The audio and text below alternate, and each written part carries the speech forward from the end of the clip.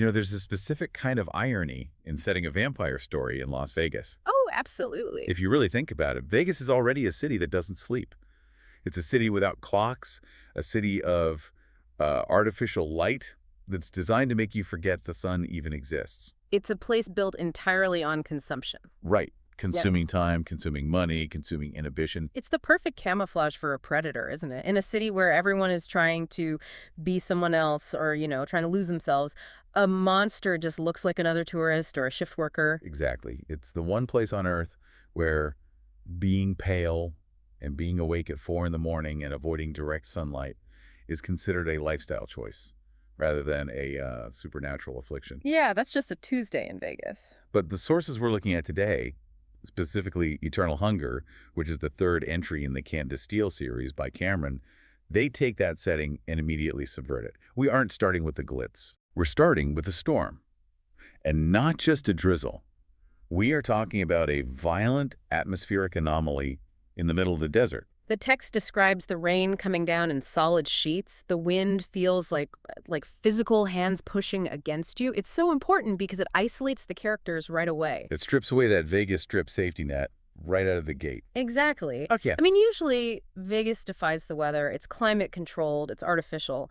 But here, the elements are breaking through, and it's a signal that the rules of the normal world are, well, they're suspended. And walking through this storm, completely soaked, is our protagonist, Candace Steele. Now, if you look at her personnel file, she's undercover security at the Scheherazade, the Shura. To the casual observer, she's just an employee keeping an eye on the high rollers. But that is just the day job. Yeah. Her real vocation is much darker. She's a vampire hunter. And we really need to clarify what kind of hunter she is. She isn't just walking around with a crossbow and a leather trench coat for the aesthetic. No, she has a biological advantage. She can feel the cold. Right, let's unpack the mechanics of that. It's described as a physiological reaction. When a vampire is near, she gets this chill down her spine. But it's more nuanced than that. It's not just a binary yes-no signal, is it? She can tell what they're doing. Specifically, she hunts the ones who feed on humans. She calls them the upper echelon, the rogue ones. If you're a vampire just minding your own business, sipping on synthetic blood or animal blood, she might let you slide. But if you're hurting people, then she gets that specific pulsing cold that tells her you're powered by human life. it establishes her moral code immediately. She views herself as a protector. She's the line between humanity and the predators in the dark. But in Eternal Hunger, that line gets blurred in the most catastrophic way possible. This isn't just your standard girl hunts monster story. Mm-hmm. This is a story about a woman who has defined her entire existence by hunting these things and then is suddenly forced to become one to survive. It's the ultimate identity crisis. The hunter becomes the hunted, yes, but more importantly, the protector becomes the threat. So let's get into the inciting incident. Candace picks up a trail. She feels that cold, but it's pulsing. It's getting stronger. And that tells her one thing. The vampire is feeding right now. It's reinforcing its power with fresh blood.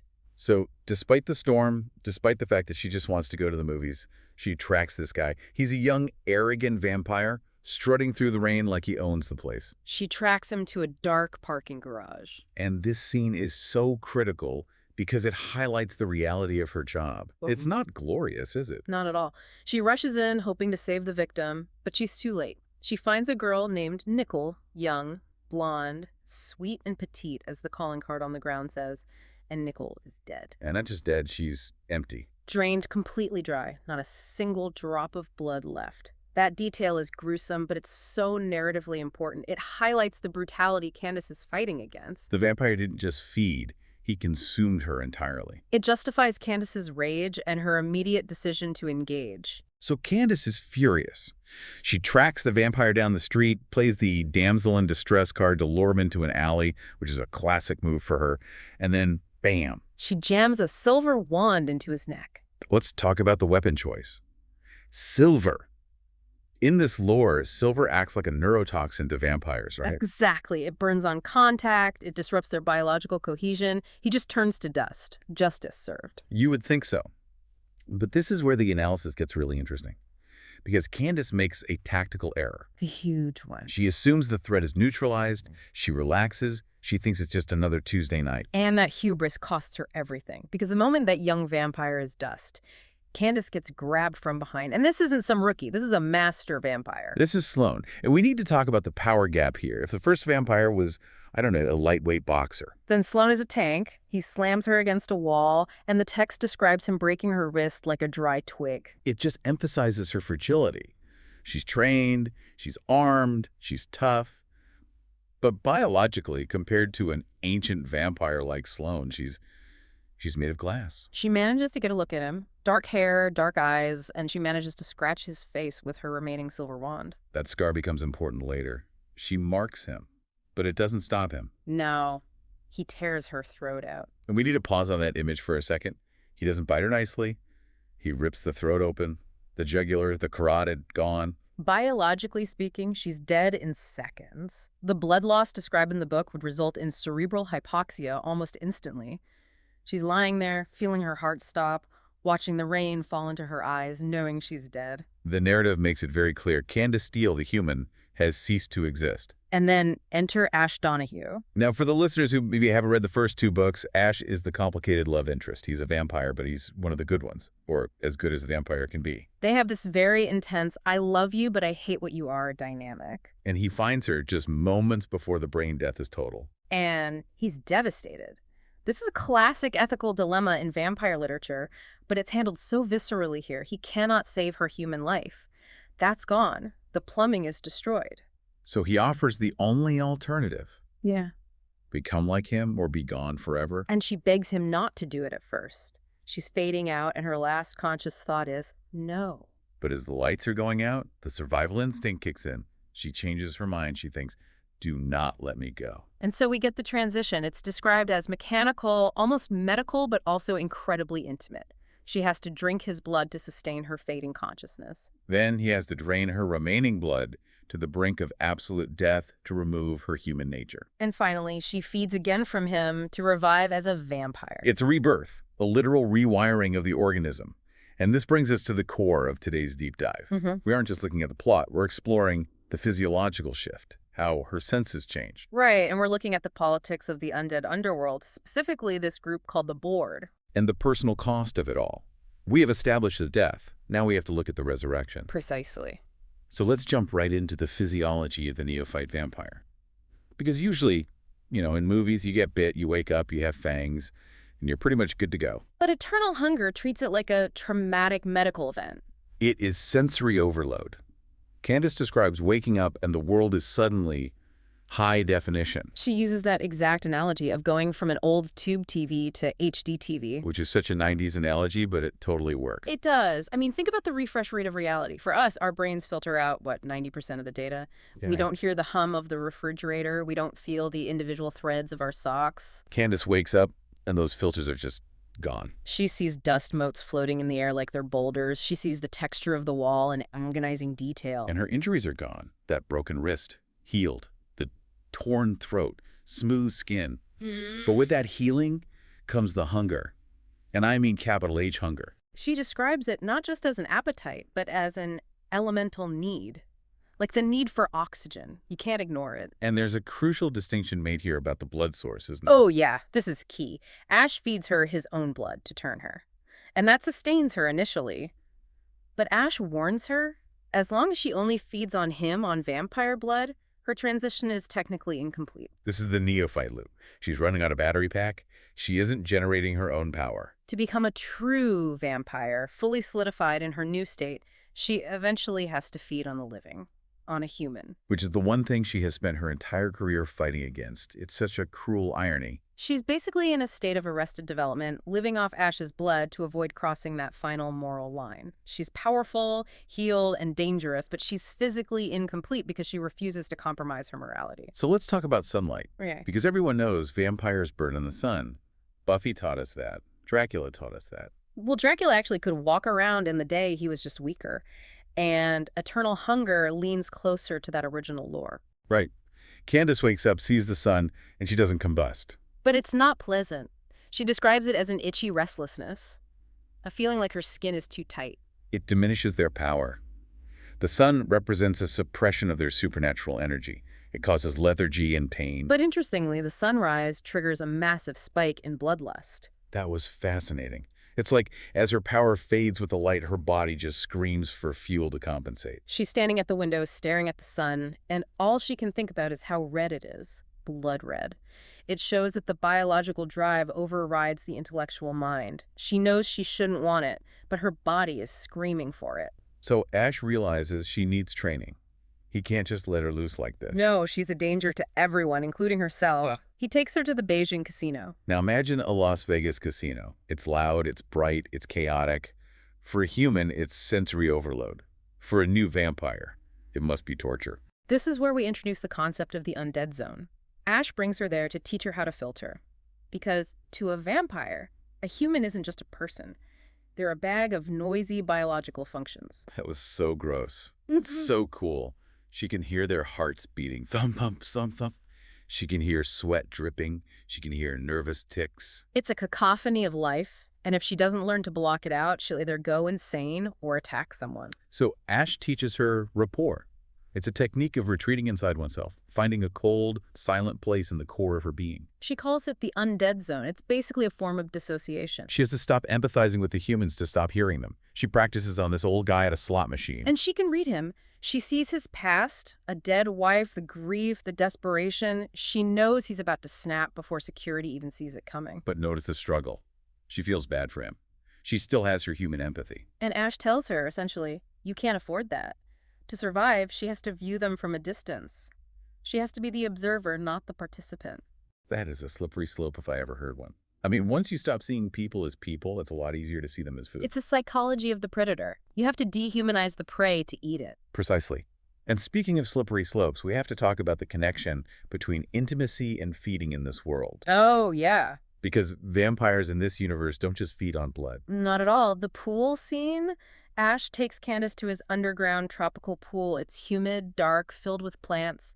Water acts as a soothing element for their heightened senses. It's like a sensory deprivation tank, but charged. It demonstrates that vampires can feed on energy and desire. Candace feeds on Ash's desire for her. It's described as a tangible transfer of power. She manipulates him, teases him, pushes him to the brink of control, and she consumes that energy. It satiates her almost as much as blood. It's a power exchange. She's the neophyte, usually the weak one, but here she takes control. It's empowering for her, but it also underscores that everything for a vampire is predatory in some way. Even love has a hunger to it. Which brings us to the external conflict. They can't just stay in the pool forever. There's business to attend to. This leads us to the second major movement of the story, the auction and the artifact. Ash takes Candace to an estate sale for a guy named Luther Covington. And this place is fancy Anasazi pots, Egyptian artifacts, the works. But Ash is there for one specific item, a heart scarab. Now, we need to pause and explain what that actually is, because the book glosses over the Egyptology a bit, but the implications are huge. Okay, lay the lore on us. What is a heart scarab? So in ancient Egypt, the ib was considered the seat of the soul, emotion, and memory. It was the only organ left inside the mummy. Right. In the afterlife, your heart was weighed against the feather of Ma'at, the goddess of truth. If your heart was heavy with sin, it would tip the scales, and you'd be devoured by Amit the Devourer. So a high-stakes performance review. Exactly. The heart scarab was an amulet placed over the mummy's heart. It was inscribed with a specific spell 30B from the Book of the Dead. And what did the spell do? This spell essentially commands the heart not to betray the owner. It says, "Do not stand as a witness against me." It binds the heart to silence so the person can pass the test even if they were a sinner. That is incredibly manipulative. It's a cheat code for the afterlife. It is. And the one Ash wants is special. It's small, dark, and has a human face carved into the beetle. And Ash is being super secretive about it. Classic Ash. Yeah. Always holding back. He won't tell Candace why he needs it, just that it's vital. But he's not the only one who wants it. We get introduced to the antagonists here. First, there's Sloane. And Candace recognizes him immediately. He's the one who killed her. The guy with the shark eyes. And now he has a scar on his face. The one she gave him with her silver wand right before she died. That was a nice touch. I marked him. Sloane represents a faction called the Board, which we'll get into later. But his presence implies that the Board wants this cheat node. And then there's the human antagonist, Randolph Glass. The owner of the Scheherazade casino. And significantly, the boyfriend of Candace's best friend, Bibi. This guy is a piece of work. He's rich, he's arrogant, and he dislikes Ash. He represents that human hubris we talked about earlier. He thinks money puts him on the same level as these immortals. So the auction starts, and it turns into a three-way battle. Ash versus Sloane versus some museum collector. Ash outbids them all. He thinks he has it won. And then Randolph swoops in at the last second. He bids something ridiculous, like $500,000. Not because he wants the creepy beetle. He probably doesn't even know what it is. No, he does it just to stick it to Ash. It's a pure ego move. And it works. Randolph wins the scarab. But the tension in the room just shifts. Sloane approaches them afterward. He's not upset he lost. He's menacing. He tells Ash he's in Vegas to get the job done. Which sounds like a threat, because it is. And this sets off a chain reaction that leads us straight into the descent into bloodlust, because things go wrong fast. Very fast. Randolph takes possession of the scarab, and shortly after, Candace gets a frantic call from Bibi. Something has happened at the Scheherazade penthouse. Candace rushes over. Now remember, she's still adjusting, she's hungry, she's stressed. She gets to the penthouse, and it's a bloodbath. Randolph has been attacked, his throat is torn out, familiar MO. Right. But he's barely alive, the scarab is gone. And security tapes show nothing. No one entering, no one leaving, which implies a supernatural intruder. Sloane. Has to be. But Candace can't focus on the mystery. She walks into that room, smells the massive amount of blood, and her brain just, it breaks. This is the fugue state of bloodlust. We talked about her empathy earlier. It is gone. She looks at the paramedics working on Randolph, and she doesn't see heroes saving a life. No, she sees obstacles keeping her from the food. It's terrifying. She lashes out. She almost attacks Almanelli, her boss. She's hallucinating. The blood is calling to her. And then Bibi, her best friend, tries to comfort her. This is the heartbreak of the whole story for me. Bibi runs to hug her, and Candace has to violently shove her away. Not because she's angry, but because she knows if Bibi touches her, she might kill her. Yeah. She flees. She runs 2 miles back to her own house. She's looking for safety, for a sanctuary. She goes to her secret vampire hunter office in her house. And what does she find? Total destruction. The house is ransacked. Her office is destroyed. Her silver stakes are scattered all over the floor. And the walls. The walls are smeared with blood. That image is so haunting. Her safe haven is gone. She isn't the hunter anymore. The hunter's home has been violated by the very thing she hunts. It symbolizes the complete dismantling of her human identity. She has no job she can return to safely. Her friend is alienated, and now her home is destroyed. She has nowhere left to go but to Ash. Which leads us to the section we're calling the breaking of ties. This is the emotional climax of the episode for me. Well, definitely. Bibi isn't just letting this go. She's smart. She tracks them down to Ash's gated community. And she's put the pieces together. Randolph was attacked. Ash wanted the scarab. Ash is a vampire. She knows the secret from previous books. Ergo, Ash attacked Randolph. She confronts them. She screams at Candace, "How can you be with him?" She thinks Ash is a monster. And then she pulls a weapon. A silver stake. She tries to stab Ash. And Candace dives in front of him. This is the moment of no return, isn't it? The silver slices Candace's arm, and because she's a vampire, it burns. It sears her flesh in a way that is unmistakably supernatural. Bibi sees the burn. She sees Candace's reaction. And the realization just hits her like a ton of bricks. Candace is infected. Candace is one of them. And Ash. Ash goes into full protective mode, but it's brutal. He doesn't just disarm Bibi, he pins her to the wall. He threatens to turn her into a drone, a mindless slave if she ever comes near Candace again. It effectively kills the friendship. Just like that. Bibi runs away, terrified and heartbroken. Candace is left with nothing but Ash. And to heal her, both from the silver wound and the emotional trauma, Ash takes her to a vampire club. This scene was a trip. It's not like a goth nightclub. It's this environment of pure sensation. Velvet midnight blue walls. Naked vampires everywhere feeding on each other's energy. It's a collective feeding, a sort of hive mind ecstasy. But then the veneer cracks. Candace witnesses a human woman running out of a back room, bleeding, begging for help. And the other vampires just drag her back in and drain her. It forces Candace to see the reality. She can romanticize her relationship with Ash all she wants, but she has joined a world where humans are cattle. It's brutal. And yet she stays, because what choice does she have? She's part of the food chain now, and she's not at the top. So we've covered the physiology, the immediate conflict, the personal loss, but now we need to zoom out. We need to look at the history of the board.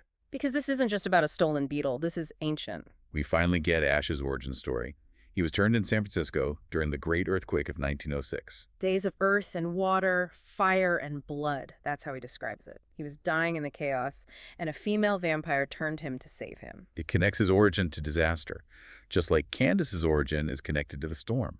But then he drops the lore bomb about the board. It goes back way, way further than 1906. We're talking ancient Egypt, the god Thoth. Right. Thoth was the ibis-headed god of writing, magic, and wisdom. The lore here says he created himself by speaking his own name. And his priests wanted that power. They used the Book of Thoth to try and gain immortality for themselves. But they messed up. Big time. They weren't gods. Thoth punished them for their hubris. Instead of becoming immortal living gods, they became the first undead, the first vampires. Wait, so you're telling me the board isn't just a mafia, it's a cult of ancient cursed priests? Exactly. And the chairman, the original high priest, is still running the show. He's been trying for thousands of years to reunite the emblems of Thoth. He believes if he gets them all, he can break the curse and become truly invincible. A god. A god. And the heart scarab that Randolph bought. Hmm. That's one of the emblems. Precisely. That is why Sloan is here. He's an agent of the board. He needs that scarab for the chairman. And this explains the rivalry between Ash and Sloan, so tell us about the contest. Well, the board has limited seats. When a seat opens up, they force powerful vampires to compete for it. Ash and Sloan were competitors for a seat. And the final test was? The test was to kill or turn a specific human. Let me guess. That human was Candace Steele. Whoa. Wait, so months ago, before she even knew him properly, Ash was assigned to kill her. Yes, that was the test. But he fell in love with her. He refused to kill her. He failed the test on purpose and fled San Francisco. And Sloan? Sloan has no such scruples. He won the seat. But now he's just a pawn of the board, and he's back to clean up the mess, which means getting the scarab and likely finishing the job on Candace. That adds so much weight to their relationship. Ash literally gave up ultimate power to keep her alive. And now that decision is coming back to haunt them both. Okay, so let's head to the outro. We've unpacked a lot here. Mm-hmm. Candace is in a terrible spot. She's lost her humanity, her best friend, her job. She's fighting the bloodlust she hates. She's being hunted by an ancient vampire cult. And the central dilemma remains: hunger. Ash admits that living human blood is eventually necessary for survival. Candace can survive on Ash's blood for a while, but not forever. She's going to have to make a choice. Embrace the predator lifestyle, kill humans to survive, or, well, die. It's the ultimate identity crisis. Can she be a vampire and still be Candace Steele? Or does the hunger erase who you are? And here's a provocative thought to leave you with. We know the Book of Thoth was broken into 3 emblems. The scarab is one. So where are the other 2? Exactly. If the chairman gets the scarab back from Sloan, he's one step closer to godhood. And that's terrifying. And consider this. Ash refused the board once for love. He walked away. But now, the board isn't just offering a seat. They're coming for Candace directly. So what happens if the choice is join the board and save Candace, or fight the board and watch her die? What will Ash do then? Man, that is a heavy thought. If you think love conquers all, you haven't met the board. Indeed. That wraps up our deep dive into Eternal Hunger. It's a wild ride of blood, ancient curses, and storms in Las Vegas. A fascinating study in the cost of immortality. Thanks for listening. We'll catch you on the next deep dive. Stay hungry. But maybe not that hungry. Goodbye, everyone.